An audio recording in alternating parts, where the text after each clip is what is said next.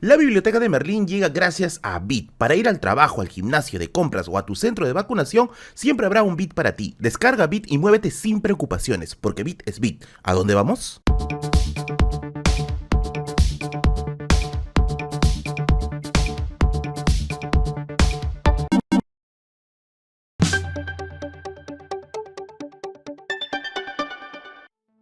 El último domingo hubo una feria del libro en el Arco Morisco, o sea, el Parque de la Amistad de Surco, al cual yo fui a comprar algunos libritos, y al salir ya era hora del almuerzo, por lo que procedí a buscar un restaurante por la zona. Sin embargo, los restaurantes estaban llenos y encontrar otro restaurante por el lugar fue ultra complicado. Y en medio de esa complicación dije, ¿y por qué existen los restaurantes? ¿Cuál es el sentido de un restaurante realmente? ¿En qué contexto histórico se dio? Y sobre todo, ¿cómo surgieron? ¿Y por qué surgieron? Y quizás una de las preguntas favoritas que me suelo hacer en esta clase de cosas: ¿cómo llegaron al Perú? Por lo que dije, bueno, ya tengo video para el día de hoy, y eso es justamente de lo que vamos a hablar el día de hoy.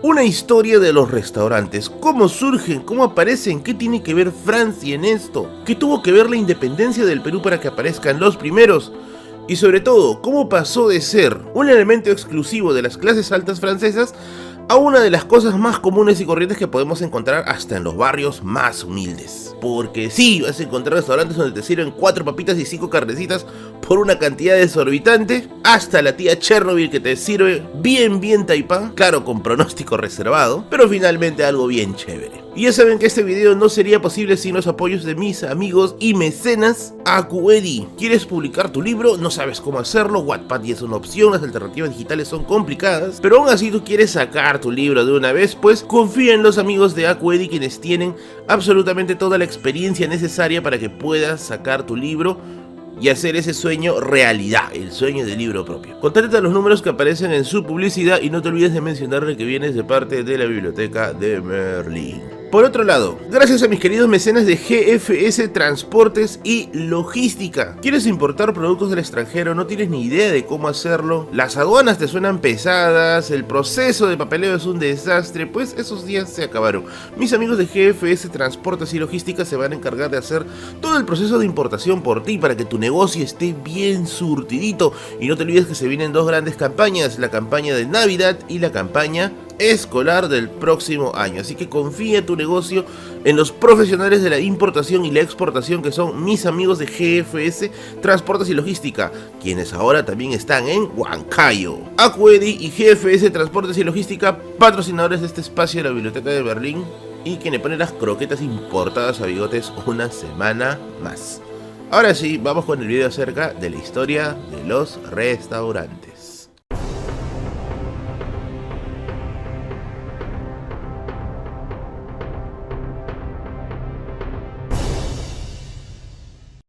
Como muchas de las cosas que se debaten entre yo soy el primero, no yo soy el primero, así como tú con tus celos enfermizos, la historia de los restaurantes también tiene un origen un tanto polémico. Y es que realmente no hay un consenso final. Por un lado los récord Guinness dicen una cosa y por otro lado los estudios históricos dicen otra. Si bien es cierto, desde la antigua Roma ya se reportaban algunos lugares que practicaban la venta de comida a personas que lo necesitaban, y también durante la Edad Media. Las tabernas cumplían funciones similares, aunque múltiples, pero muy similares a las de un restaurante.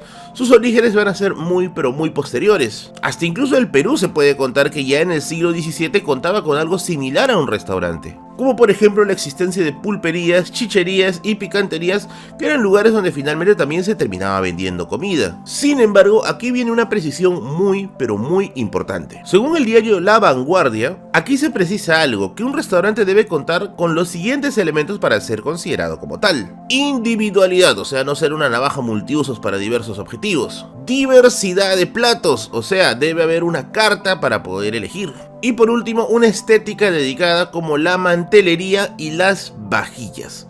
Como ya te mencioné, los ejemplos anteriores eran lugares en los cuales se hacían múltiples cosas. Podían servir de bar, como también podían servir de restaurante, como también podían servir de alojamiento. Ahora, ¿a dónde nos lleva la historia? Según el libro de los récord Guinness, este libro le otorga a la Casa Botín de Madrid el título de primer restaurante, y eso es en 1725. Sin embargo, lo que te dice la historia es que la cosa en realidad debería ser considerada un poco más adelante, ya que si bien la Casa Botín de Madrid tenía el servicio de restaurante, se dice que también tenía otros servicios extra, por lo que vamos a avanzar un poquito más adelante para conocer ya oficialmente nuestro primer restaurante. Y bueno, la historia nos lleva a Francia, no por nada Ratatouille era francés, pues tiene sentido, ¿no? En la segunda mitad del siglo XVIII, un hombre llamado Dossier Boulagner, le voy a pronunciar así porque no tengo ni idea de cómo se pronuncia en francés, en la Rue des Pauliers de París, oh Dios mío, mi francés es un asco, en 1756 ya había puesto el primer restaurante. ¿Qué se vendía allí? Pues se vendían caldos y varios tipos de guisos. Esto para el siglo XVIII o la segunda mitad del siglo XVIII debió ser novedoso, ya que los chefs usualmente tenían otra actividad, y es que su actividad no estaba concentrada en el ámbito público, sino más en el ámbito privado. Y es que amigos, estamos hablando del siglo XVIII, un siglo en el cual las monarquías absolutas están en todo su esplendor, por lo tanto, las cortes llenas de nobles requerían de atenciones especiales, y una de estas atenciones especiales obviamente era el buen comer. Y si quieres comer bien, pues ¿a quién tienes que llamar? No vas a llamar a chefcito, tienes que llamar a un chef, por lo que los nobles contaban con numerosos chefs quienes les preparaban los banquetes necesarios para poder tener esa vida de ensueño. Sin embargo, aguanta ahí, ya sabes lo que pasó al finalizar el siglo XVIII, pues en 1789 estalló la famosísima Revolución Francesa. Y es que la Revolución Francesa se la agarró con todo lo que tuviese que ver con los elementos del antiguo régimen, ya sea la Iglesia Católica, el rey, la nobleza, etc. La revolución persiguió una gran cantidad de nobles y otros tuvieron que fugar. En medio de este proceso revolucionario, la revolución termina radicalizándose aún más cuando llega la famosa Convención Nacional o la dictadura de Maximiliano Robespierre. Dios mío, durante la etapa de la Convención Nacional, Robespierre pone en ejecución la guillotina, un arma para poder acelerar las ejecuciones, y durante este proceso denominado el gobierno del terror, se cree que pudieron perder la vida más de 10.000 personas a manos de la guillotina. Dios mío, Robespierre, estás enfermo. Y si Robespierre está enfermo, tiene que llamar a mis amigos de SOS Doctor. SOS Doctor es un servicio médico a domicilio que también te puede atender en tu centro laboral. Presentan el servicio de atención personalizada, ya que son médicos de cabecera que te van a atender bonito. Olvídate de las colas, olvídate del tráfico, olvídate de los malos médicos, olvídate de los malos tratos, olvídate del sistema saturado que tenemos en el sistema de salud y contrata un médico de cabecera para que atienda tu caso. Mis amigos de SOS Doctor atienden diversos tipos de dolencias: COVID en su fase grave o leve, gestantes, enfermería, laboratorio, psicología, y por la solicitud de un servicio puedes acceder a una prueba de descarte de bicho completamente gratuita. Así que no te hagas más problemas, regala salud, regálale salud a un familiar, a un amigo, a una persona querida, ya que mis amigos de SOS Doctor van a estar allí listos para ayudarte con absolutamente todo el proceso de atención. Y si vives en Estados Unidos pero quieres regalar salud a un familiar, a un amigo o a una persona querida, pues también SOS Doctor tiene el servicio de pago para el extranjero, ya que se acomoda obviamente a las necesidades del paciente. Así que si quieres tener un médico más bravo que el Dr. Mario, una salud tan sólida como para que puedas ganar un guarachico inca, un profesionalismo que solamente sería esperable de los médicos de la Atenas de Pericles, y todo con una atención más amable que los egipcios recibiendo a Alejandro Magno, pues contáctate con mis amigos de SOS Doctor, médicos a domicilio quienes te van a atender como realmente te mereces, y vas a tener la eficiencia de un buen servicio de salud allí al alcance de tu mano. Regala salud, regala bienestar, confía en los servicios de SOS Doctor. Ahora sí, continuamos con el video. Ahora, te dije que durante la dictadura de Robespierre las cosas se radicalizan horrible, y es que se comienza a asesinar un montón de gente.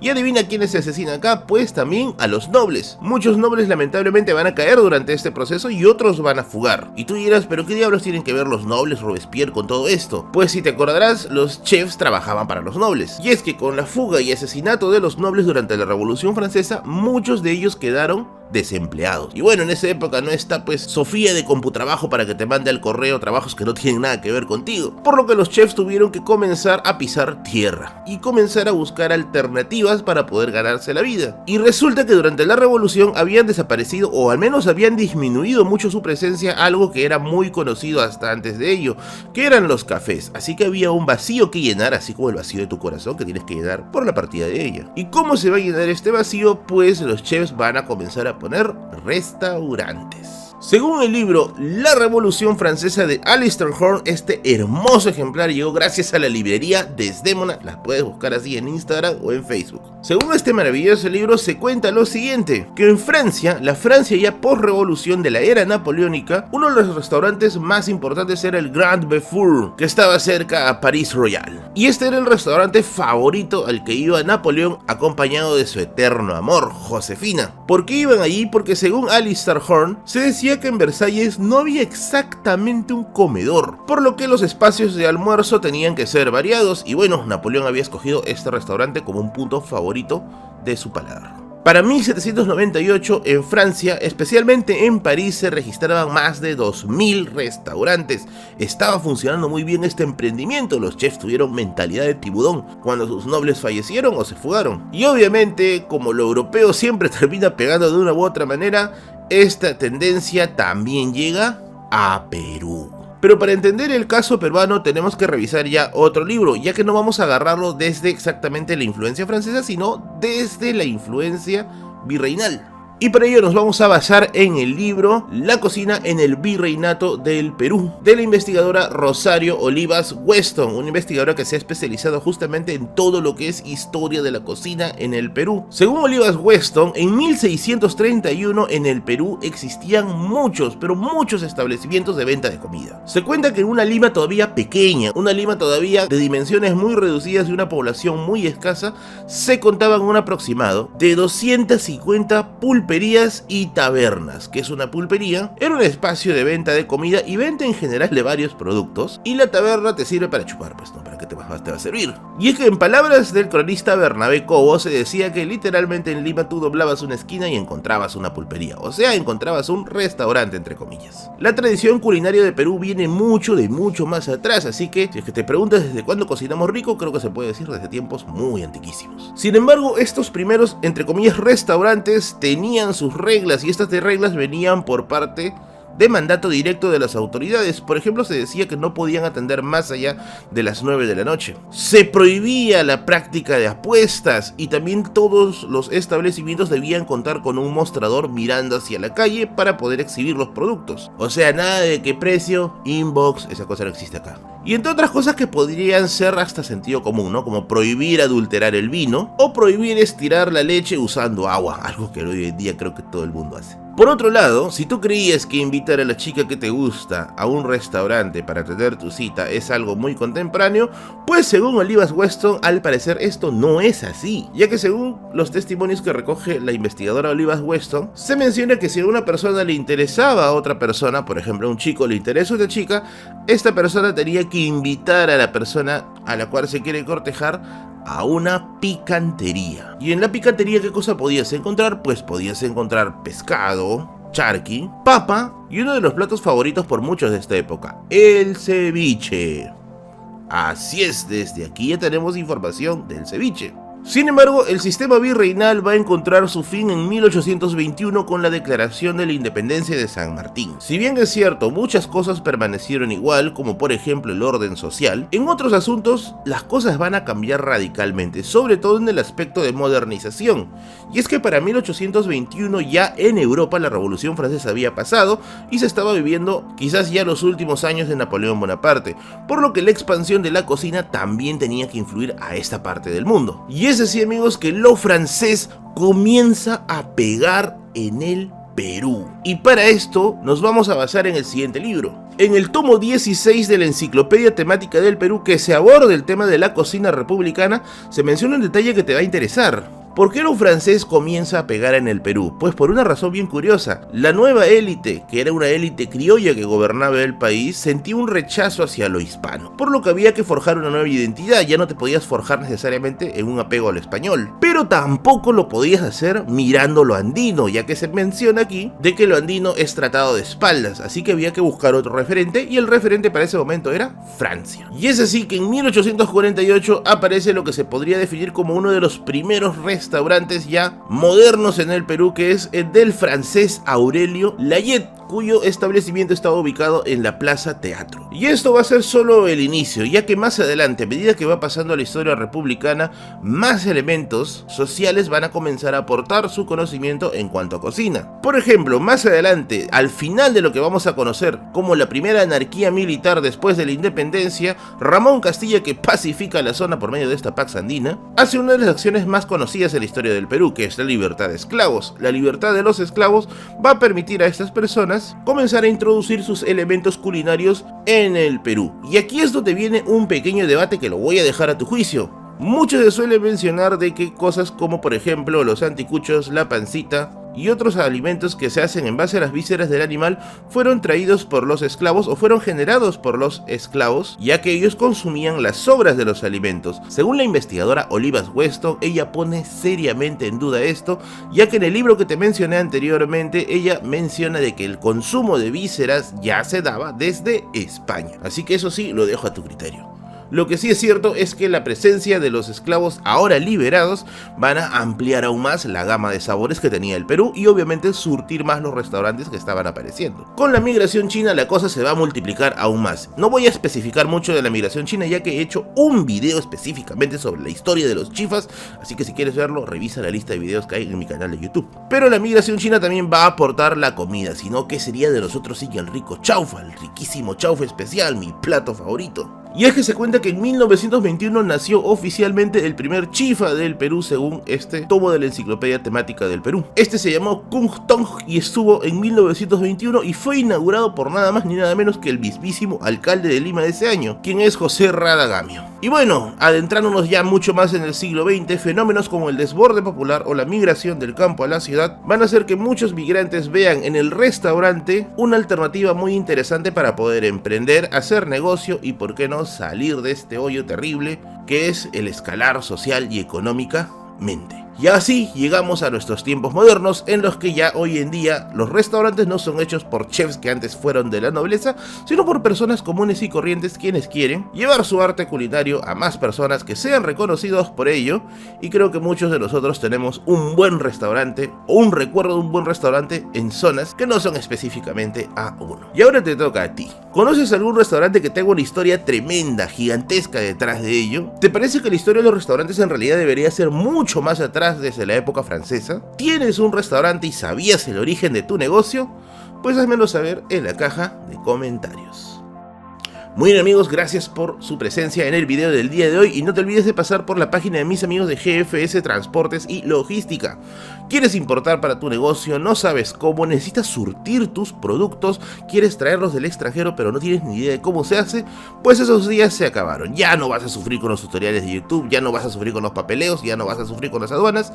Mis amigos de GFS Transportes y Logística se van a encargar de todo ese proceso. Mándales un mensaje a la información que te va a salir en la publicidad. Y no te olvides que ahora también GFS está en Huancayo. Prepárate para las grandes campañas que se vienen, que son las campañas de Navidad y la campaña escolar del próximo año. Así que abastécete con mis amigos de GFS Transportes y Logística. Por otro lado, quiero agradecer por este tremendo fondo musical a mi amigo Carlo Levin, quien es la persona encargada de ambientar musicalmente estos videos. Puedes ir a su canal de YouTube y ver todas sus creaciones, que son tremendamente interesantes. Ya sabes que todos los jueves hacemos directo con la gente del canal, preguntas, respuestas, contamos anécdotas, chacoteamos un rato. Así que te espero hoy a las 8 de la noche en el directo de mi canal de YouTube. Por otro lado, ya sabes, si quieres convertirte en un mecenas del canal, puedes hacerlo yapeando, plineando o haciendo un pequeño depósito a la cuenta que te aparece aquí. Todos, absolutamente todos los donativos son para sostener gastos básicos del canal y se puedan seguir haciendo este tipo de videos. Yo soy Merlín y nos vemos hasta la próxima semana. Chau, chau.